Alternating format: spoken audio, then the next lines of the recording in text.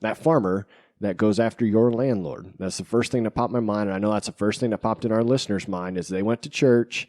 You mentioned you name-dropped one of your landlords that you enjoy working with, and all of a sudden they got a phone call from the guy that you just trusted with that information. So I agree, Dave. That farmer who always attacks people's landlords to try and bid up that cash rent, they are humble and hungry, but they're not smart. Ladies and gentlemen, farmers, ranchers, and distinguished guests, thank you for listening to the Farm for Profit podcast, where we discuss the latest ideas, methods, trends, and techniques available to help your farm achieve higher levels of farm profitability. The Farm for Profit podcast is co-hosted by Tanner Winterhoff, the Iowa Bankerman, and David Whitaker, the Iowa Land Guy, where in tandem they will share their ideas and advice from industry experts.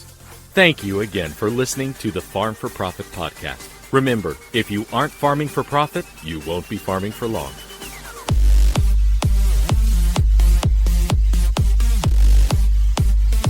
And now, here's Tanner and David. And welcome back to another Farm for Profit podcast. This is Tanner Winterhoff. And this is David Whitaker. Thank you for joining us again. We really appreciate you spending your valuable time with us. We want to explain, again, we have our Farm for Profit episodes and our Farm for Fun shows. This is the beginning of a profit show where we're going to have a What's Working in Ag segment and a general topic to help your farm achieve higher levels of profitability. You catch that next episode in the queue or catch us next week, and we're going to have a fun show where we pick somebody out of the ag sector, enjoy a couple of beers or drinks, and have a great time. And thanks again to everybody for suggesting topics for us to talk about on the podcast. Keep them coming. Send any of those to farm4profit LLC at gmail.com. Again, farm4profit LLC at gmail.com. Check us out on social media as well.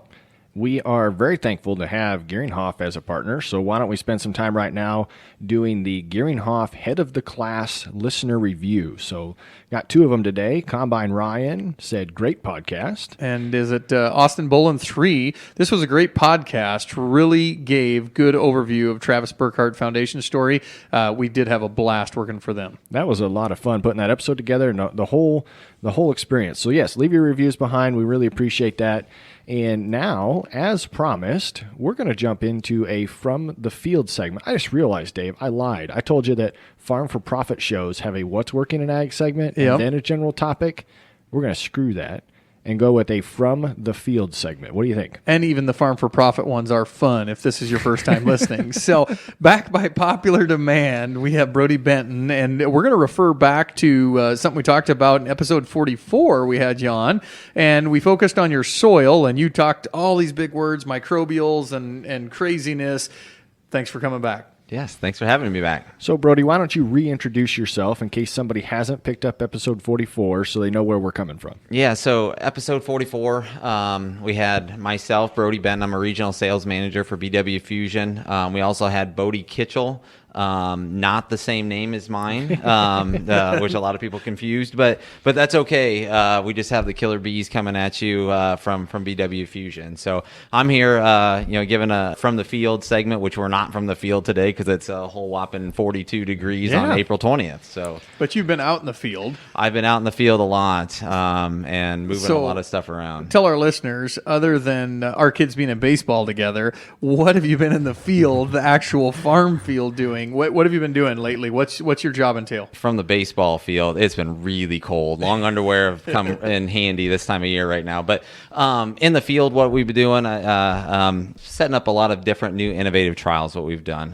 One thing is around over-treatment on corn, on treating the microbials, over-treating the current seed treatment that's there, plus then putting nutritionals in there, other growth stimulants, things that all we're trying to do is build that efficiencies, back to the profit aspect of things. And then when we can build that efficiencies, no matter what sort of program that you have, we're going to be steps ahead going into the growing season.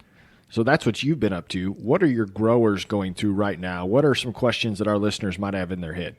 Yeah, so it's in the last 3 weeks, it seems like things have completely exploded even more on the 401 in furrow because guys are going out with their planters. How can I apply the microbes in furrow? And so there's been a lot of business around that. Now, is that the last opportunity? Absolutely not. I mean, we still have, especially for those guys that don't have in furrow units, running BioCast or BioCast Plus with their post herbicide application. And the reason that we still have that huge opportunity is we've seen through the 365 program that we can increase phosphorus and other mineral nutrient uptake by 28 to 32%. Even in that post-herbicide application. Tanner, if you remember when we talked in episode 44, some of us were learning that what BW Fusion does different than our local agronomist is they get a whole lot more data points. Yep. And then those data points, they're looking at different things to bring, I believe we said, the fence row into the center of the field. And we did that with your products. So you talked about this BioCast. Help me understand more. What does it do? What does it do for my farm? Yeah, so great question. I talked about two different products there. So BioCast is the 26 microbes that is in the 401 team. So those are the microbes that are really stimulating the plant, working symbiotically with the plant. The BioCast Plus product also has not only the BioCast or 401 microbes in it, it has the 29 microbes that's in Meltdown as well. So there's 53 total microbes in BioCast Plus that is not only stimulating the plant, but then also degrading whatever residue still out there, residue nutrients, and also carbon to be able to fuel that entire soil system. That is definitely plus. I didn't realize that you added those two together. I figured it was just the 29 and the 26 was just 3 extra ones. So that I'm learning something new here. And our listeners know that there's 3 ways to have that 401 team applied. So it's kind of nice to know that even though we've been cold lately and we're delaying our planting, if we don't have that liquid system on our planter, we still have alternative ways to get this out in the field to help our farm out. What are guys saying to you about this cold weather? Obviously, by the time this podcast airs, we're hopeful that it's going to be warm and we're going to be rolling full speed. But what kind of questions have you been getting about the cold? It's more on storability is kind of most of the questions is, okay, what do I need to do with the microbes? Do I need to bring them into my basement at night? Do I need to sleep with them to keep them warm? Stuff like that. No, just keep them in your shop and you'll be fine. And I mean, they are very hardy. I mean, they're used to going through ups and downs in the soil system and going dormant and coming out of dormancy. So that's nothing atypical for them.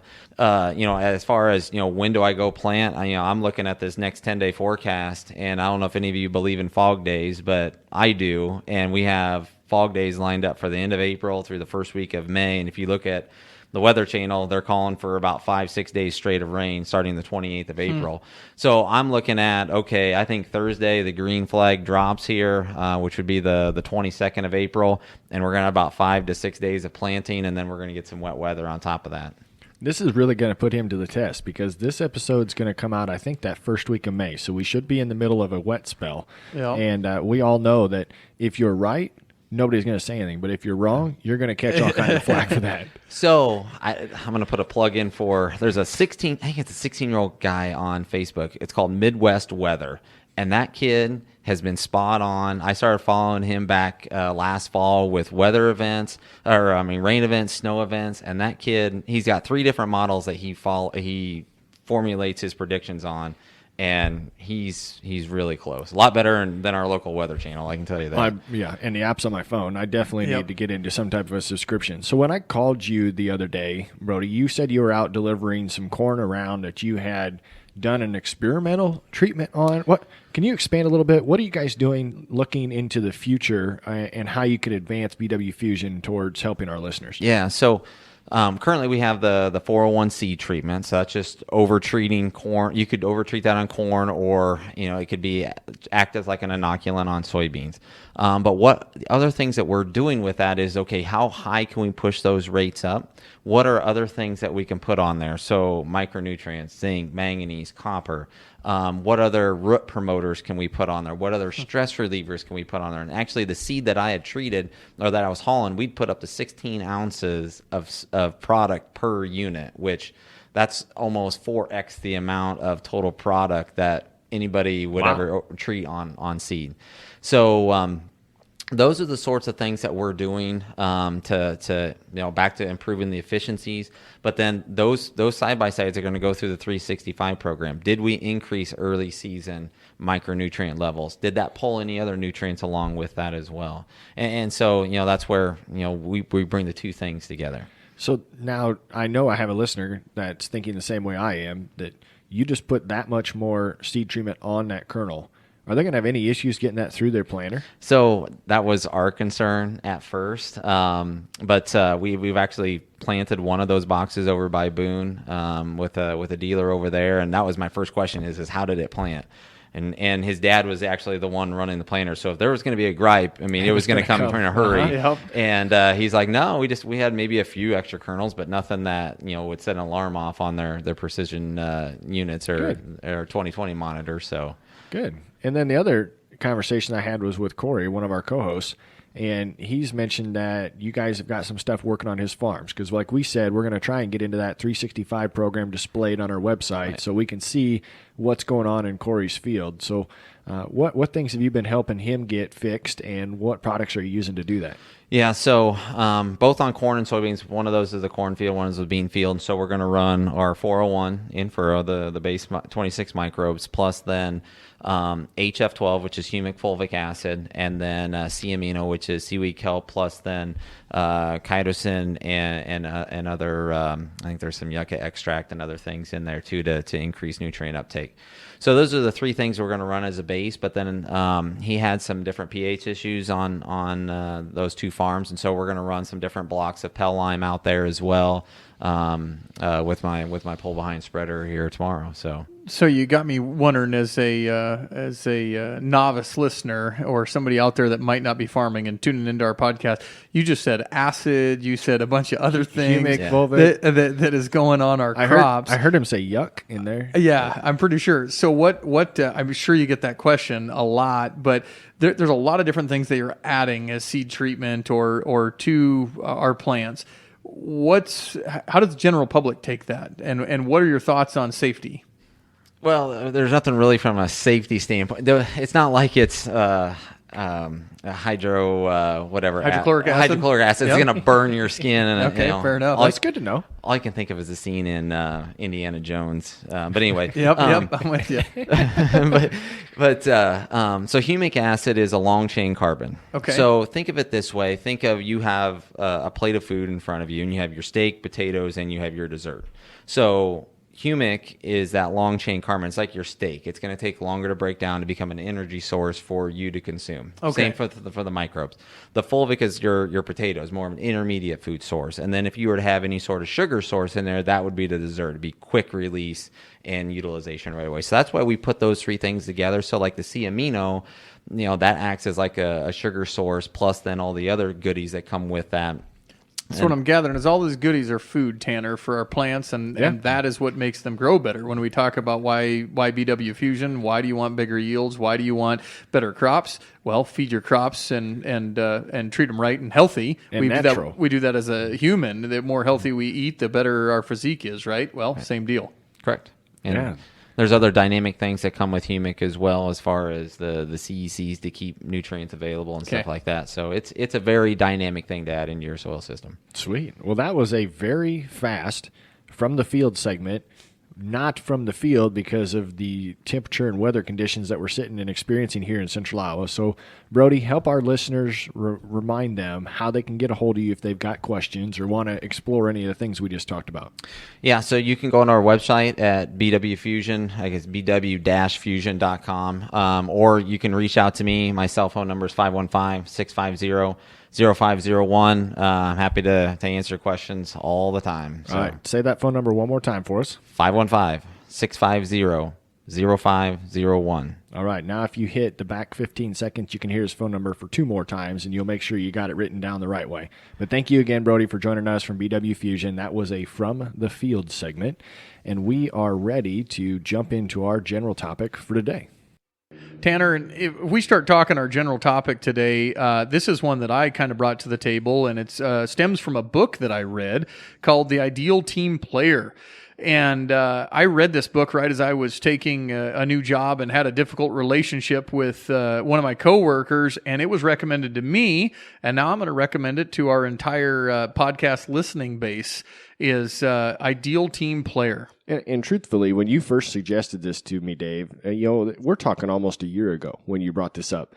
I didn't know if there was going to be a direct relation to agriculture and to our listener base, but the more and more that I thought about it after I read it, I could see where this is happening. And I hope that this is timely for you, because there might be some people right now, listener, that you're dealing with, a vendor, a family member, an employee, somebody during the hype of this busy season that's got you a little bit frustrated. And Tanner, this really stems, or the reason that I kind of suggested it is it's working with other people, which we as farmers and we as podcast hosts have told all of our listeners they need to have a team. Yep. They need to have a support group that they're going to work with. Sometimes relationships clash, or sometimes you don't like the ideas they give you, but this is telling you how to be that ideal team player. And more than that, every podcast we ask our guests, we ask them the same question. That's right. And that question we ask them is, what are the most successful farmers doing? What do they all have in common? This book outlines what successful business people are doing to make good relationships.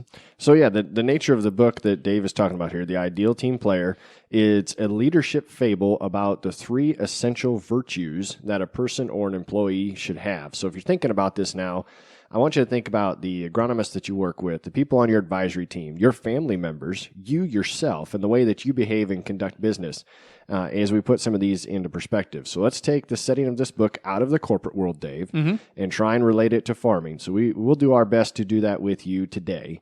So when you think, Dave, in farming of team players, you already mentioned advisory team. What else pops in your mind thinking from the farmer front? And so I'm thinking of the guy that might need the hired hand. Okay, so this goes to the hired hand, not necessarily just to the farmer. Right. Everybody's got different jobs they do, whether you're the guy that's shoveling crap or you're the guy that's driving the combine or, hauling the grain to town.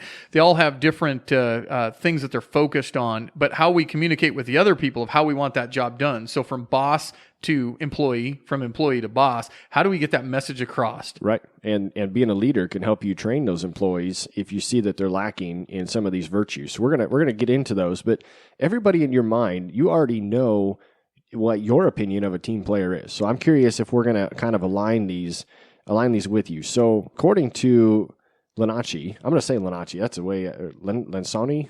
I just say Patrick. It's Patrick, okay. I think, and it's... So according to Patrick, the team player has 3 characteristics. He states that when a team member lacks one or more of these virtues, there is a problem, that it becomes really hard to build that team and keep the cohesiveness going together. So sometimes it's impossible if you don't have all 3 of these. And not share the whole book with you in case you want to read it, but this guy's a contractor who inherits a family business, and he's trying to put millions and millions of dollars worth of stuff together, and he realizes he just took the management role of this entire team.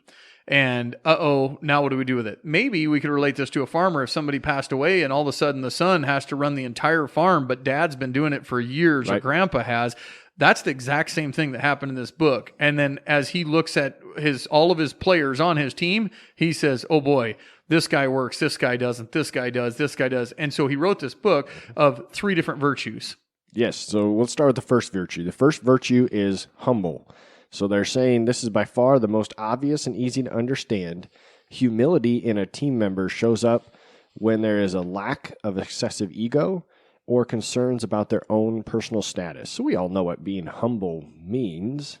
Think about the people that you work with. Is there anybody that sticks out right now that is the opposite of that? My competition? No. Yes. But if you do, the person that did pop in your mind, you're not a fan of them. Probably not. Right. You don't really like that person. I'm imagining right now that seed salesman or that really pushy agronomist, the sales agronomist that is coming to tell you that what you're doing is wrong and what they have to offer you is right. And instead of being humble and stating that they have knowledge to share with you, they're forcing that upon you and being more arrogant than anything else. So it's not what you say, it's how you say it. And I have had guys, well, that's not the way that your predecessor did it, or that's not the way that it should be done, or who's planted this field because it looks like crap. Yep. Oh, I did. Why? You think you can do it better? So how you say it is everything. And that's what I kind of relate to the whole humble portion of this. I agree. And I think everybody has those people in their mind right now that they consider to be humble, that of that person that will always put someone else's needs before theirs. And that's one of those characteristics that I think every person admires of those people. Yeah, we don't want to be self-serving here in this portion. So this is when we're at the co-op, Tanner, and the older gentleman says, "How can I help?" Or, "Hey, did you get that done?" Or, and now we have a little bit of age demographic too. So some of the older demographic thinks that all the young guys are just cocky and they're not humble at all. And realize, if you're that older demographic, that there was you used to say jump, and nobody would question. It was just how high, right? U.S. Marine Corps style. Versus the younger generation, I think they do want to go to work for you. It's just different. They ask why, and they're not being cocky or argumentative. They want to know why so they can learn it, and then so don't take that the wrong way, listeners. Right, and if they're looking to achieve credit or get noticed, they're trying to build their own portfolio, trying to build your own resume. You've got an entire career. If you're talking generation differences, the older generation has an entire career to reflect back on and say, this is what I've done. That young farmer is still trying to build up that reputation. So another way to see a humble person is someone who's quick to share credit with others, praises others, thanks them very, very publicly and openly, shares the credit for the success of the farm. And Tanner, I'm going to tattle on myself a little bit. So I'm going to give you my real life example of this. And that is, I went and took, I'm an auctioneer, and I went and took an advanced bid calling class. This is the advanced. This is the best of the best, right? Yep. And I go into this class and I say, and I think I'm pretty good to start with, but I don't know who's going to be there. I do know who's teaching, and they're the best in the world. And so I get there and I'm listening to all the other auctioneers go, and I'm thinking, well, in my head, of course, I'm not saying this out loud. I wouldn't say I think I'm better than that person or whatnot, right. But I'm thinking, geez, I might be the top of this class. Right. And I was thinking that, but then it was my turn to go, and I got asked to go up and auction, and I get up there and I auction, and I'm thinking, well, I'm give it the best. We're at the Advanced Academy here. Let's rock and roll. And so I did, and I just dig it, right, hand it. And the gal says, you came here to improve, right? And I said, yeah. And so I'm waiting for it, thinking that I'm pretty good. And I said, yeah, I am. She says, so you're ready to, fix everything you need to fix, right? She says, there's no problem with your bid calling, but you're the cockiest son of a buck I've ever met. Yeah. And I was floored. And I went, you got to be kidding me. Cause I didn't think that I came off cocky. Anybody who's good is going to, give it their best. But I really didn't think that was what I came and paid another $2,000 for somebody to tell me that I'm the cockiest son of a buck they've ever met. Right, but that comment though helped because it drove home a message that you're telling this story now because it helped you to reflect. So the point of telling that story is we have to be accepting of that, right, and know that we might be perceived as someone else. Perception is reality. And I thought, well, I'm willing to help everybody. And I did not think I came off that way at all. Hopefully I never come off that way to anybody. I don't want that. However, this gal said I did that day. And so for whatever reason, it made me really take a look to the words that I use, to the actions that I do. Body language, anything, to where now maybe I talk a lot. Maybe rather than talking, let someone else talk. And then let their idea be better than mine. Let somebody else. So even if you're listening, you're thinking, well, yeah, sure, I'm humble. Well, I thought that at one time too. Sure. So I'm going to give the challenge right now. And that is that even if you think you're humble, take another look. I really like what you said, that perception is reality. And I think with a lot of what we're talking about during this episode, you have to think about how others perceive you. We're not asking you to go change yourself because of what someone thinks of you, but just be conscious of your perception. So that way you can attack these situations. I mean, one of the characteristics in the book, or the characteristic in the book, defined that humble team players are self-confident. So there's nothing wrong with being self-confident, but they're not arrogant. So that, just like you said, you be careful to what people perceive you as. Humility isn't thinking less of yourself, but thinking of yourself less, is a quote that came right out of the book. So really kind of neat. And the fun part about this book is they also give you a little bit of a heads up to what to look out for and to caution yourself. So what they talked about for this characteristic is people who are insecure and discount their own talents sometimes appear to be humble. But you have to be aware that that's not what humble is. People who have a sense of self-worth that is deflated often end up hurting the team by being too passive and not telling you about an opportunity or not having enough confidence in what you and your farm can take over. So be careful. You got to understand. You got to get that perception correctly of what being humble actually is. And so when I relate that back to farmers, I'm thinking of that hired hand and realize that why the heck don't I get a combine? You know, why am I not the guy that does it?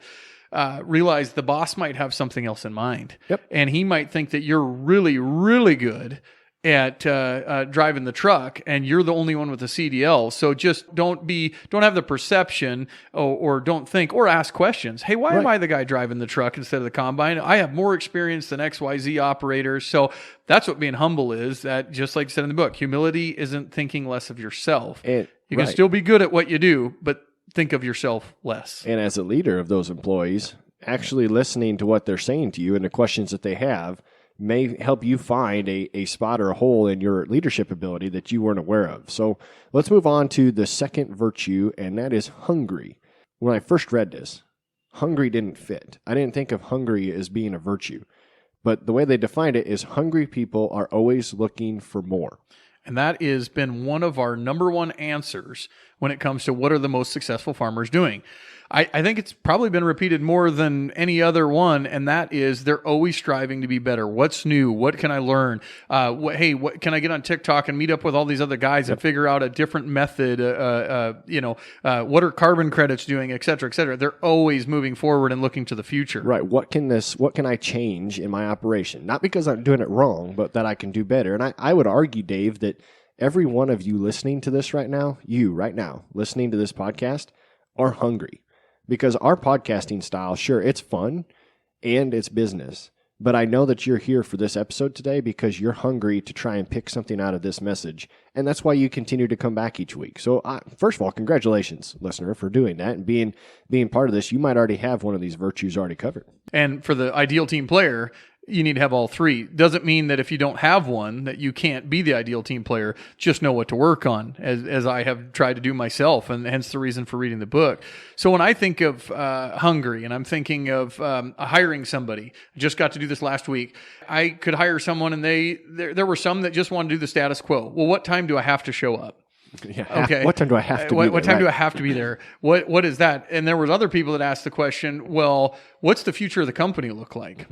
Big difference in just the question that they asked. I can tell that one person that's saying, what's the future look like? And, what's the longevity versus the other person is just asking a question.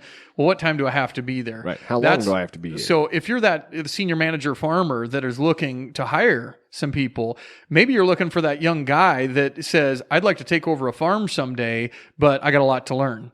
And if you're that young guy, you might want to have that attitude because that older gentleman might not have any heirs, and all of a sudden you just inherited a big old farm operation. Right. And we know that that's happened, Tanner. Yep.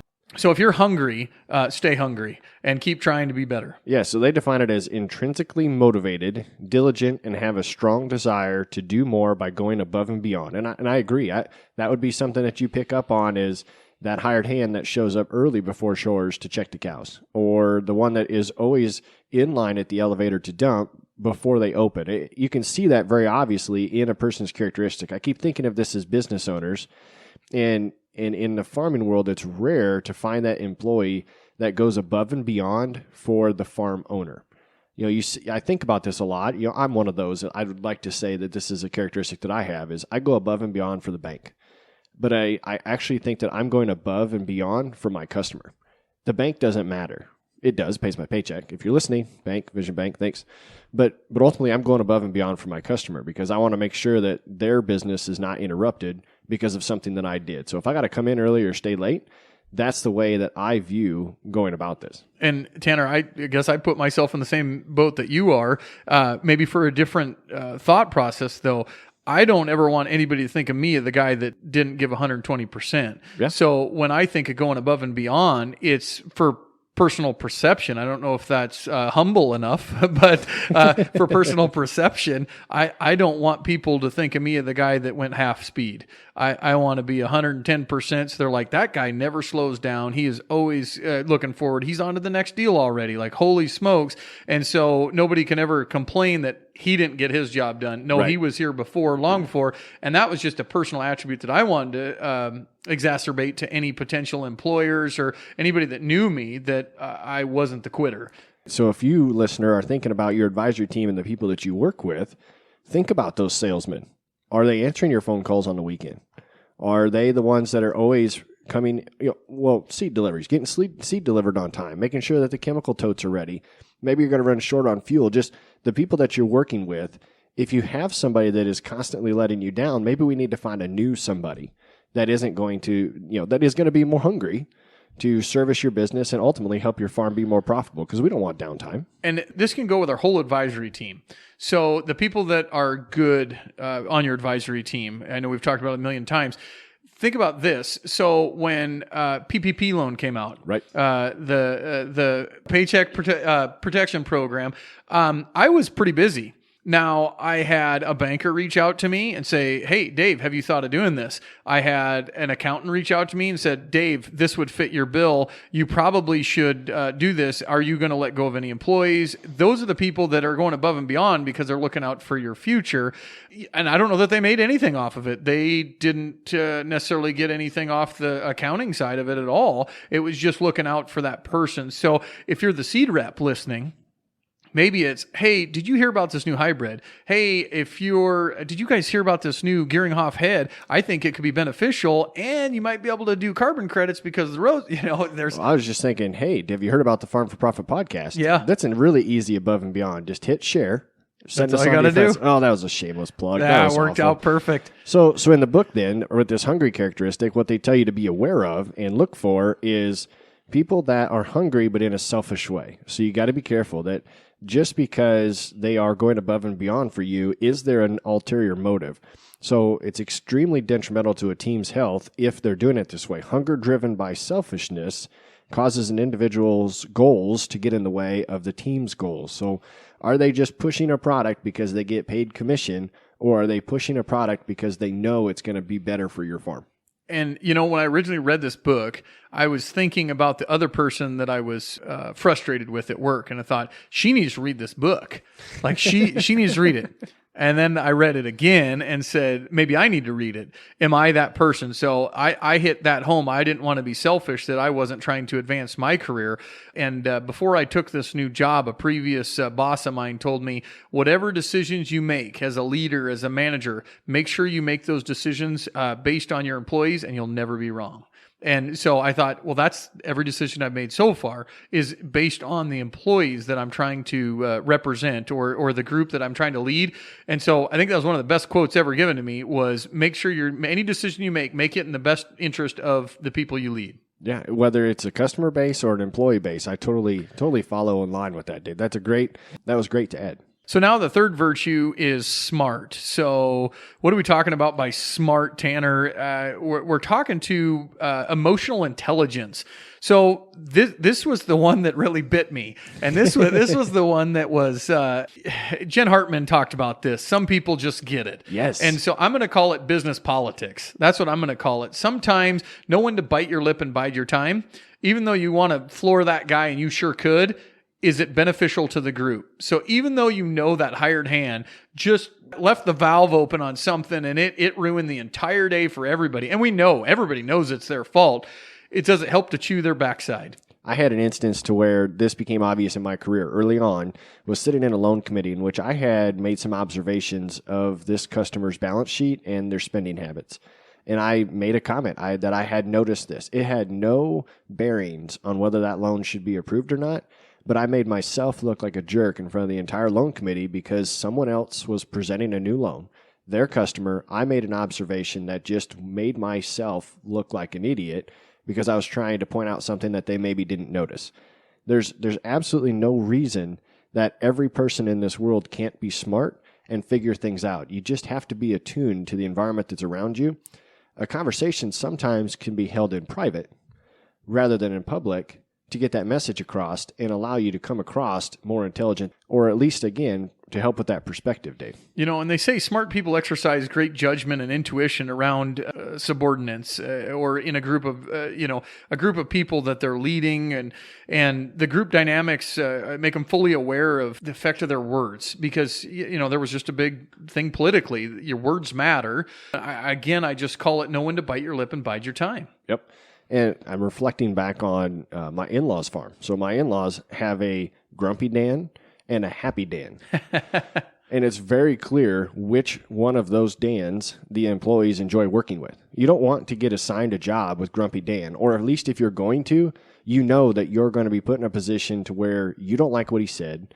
He was too rash, whatever it is. I get it. That could be a generational difference, back to your jumping how high.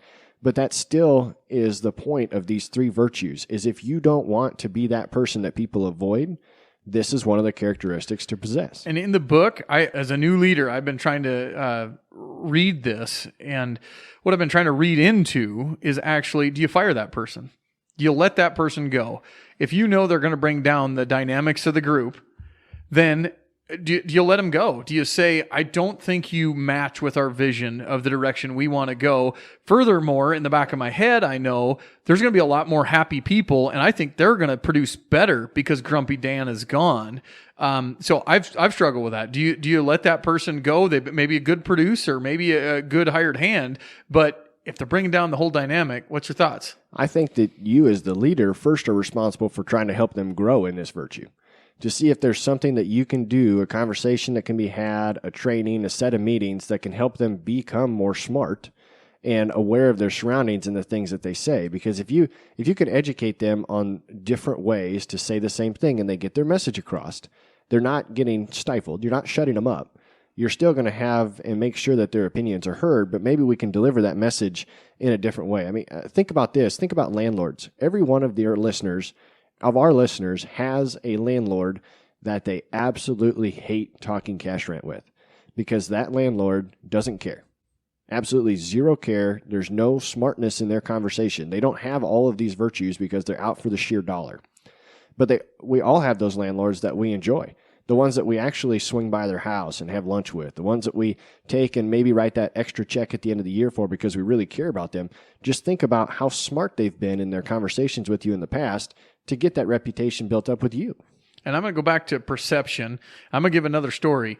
I was at Tanner, I'm an auctioneer. I'll say that again. I'm gunning for the world champion auctioneer someday. Well, I have been focusing a lot of my career towards wanting to do that. And as I did, I was in a class with a gal once, about 65-year-old gal named Gina, and Gina was great, and it was a 3-year class.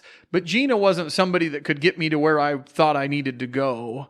And so I don't know that I ever had a conversation with Gina. I mean, a couple times I had a conversation with the other people that I thought might be influential. And then, sure enough, Gina and I were leaving the last year of the class we were in, and I said, hey, you want to get a taxi together? She said, sure. And it was Uber at that time. We Ubered and we started talking. And she said in that car, she said, this is the first time you've talked to me in 3 years. So she noticed. She says, why in the world couldn't you be more humble to start with? And I didn't even know Gina was thinking that. I thought I was. I thought I talked with everybody in the whole classroom. Didn't realize that I left her out in that point. And she said, man, we could have had 3 awesome years. She says, I'm glad we're talking now. And she's great. We talk all the time. Now we're email buddies and we talk back and forth. She's a business owner in Florida. But her perception that I did not even pick up on was the fact that because I was talking with other people. So maybe this relates to farmers. This story could be in relation that you might be that huge operator and that young guy is just he thinks you're an idol and he might want to talk with you. Don't be so quick to dismiss. And that is where, even if they're Grumpy Dan or Happy Dan or whatever, and not to tattle on myself, but this book was really good in that aspect, just to make me self-aware of all the surroundings of stuff that I didn't even know that people were thinking. I was just going. I wasn't thinking. So as farmers, we go. When it's going season, right, exactly. And this podcast has put a lot of things into perspective for me personally, and I'm hoping it has for you and for Corey when he shows up later. that we have interesting stories and interesting conversations with every one of our listeners. It doesn't matter the size of your farm, where you farm, how long you've been farming. It doesn't matter what you sell. We got to talk to Mr. Dickhoot of Gearinghoff. Mm-hmm. That was a fun conversation. After what you heard and on the recording, to get to know Bill, to get to know the people that have been guests on this podcast. You don't have to have 1 million followers on Twitter or TikTok to be someone that has a good story. So just be humble and smart about the way you have a conversation. You may find somebody in that room of that church social that you've never spoken to that you could really benefit from. And in the book, it also talks about smartness. So what is smartness? Smartness is the person that is really good at being smart, but they're doing it for the wrong reason.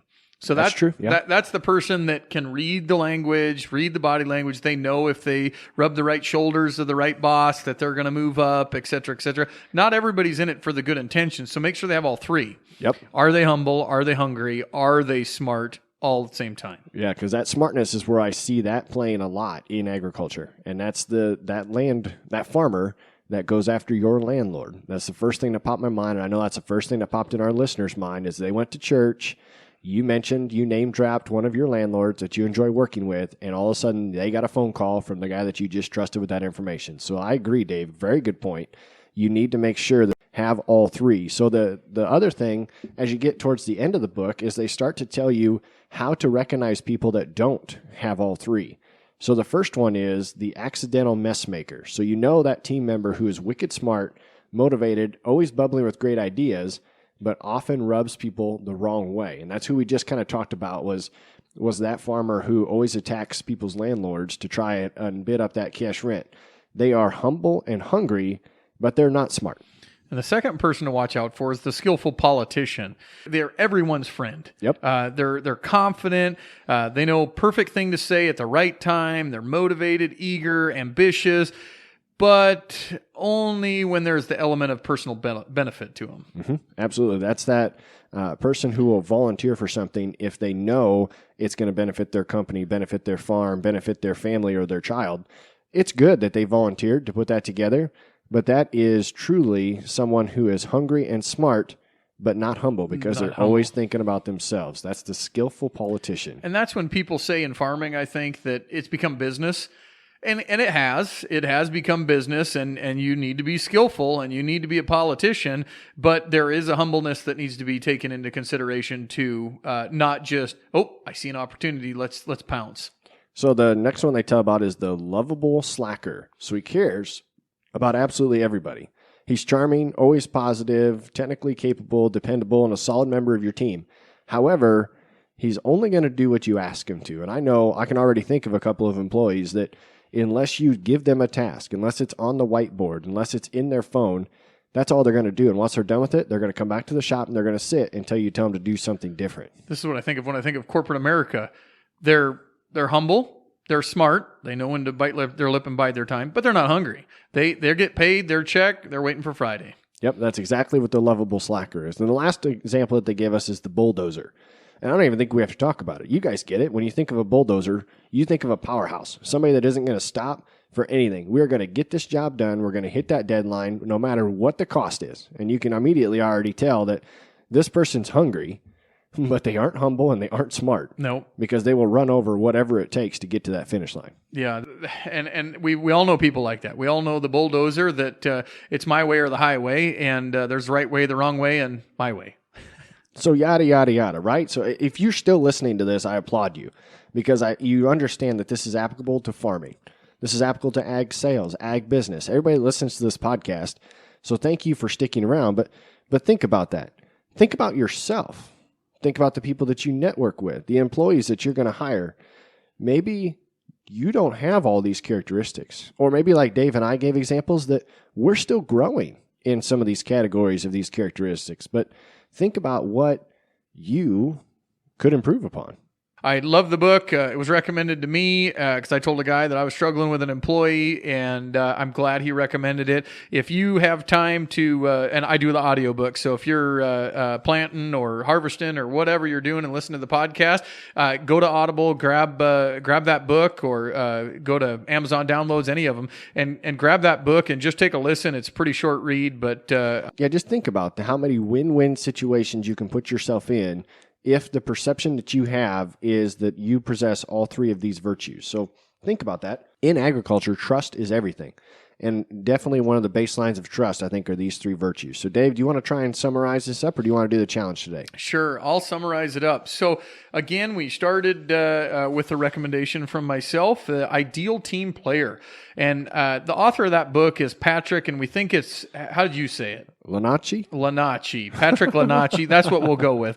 And he is a gentleman that took over a construction company and had to instantly become a leader and a manager. And when he did, he tried to figure out what was wrong with his company and why they weren't getting stuff done. What they figured out is that the best team players that they had were three things: humble, hungry, and smart.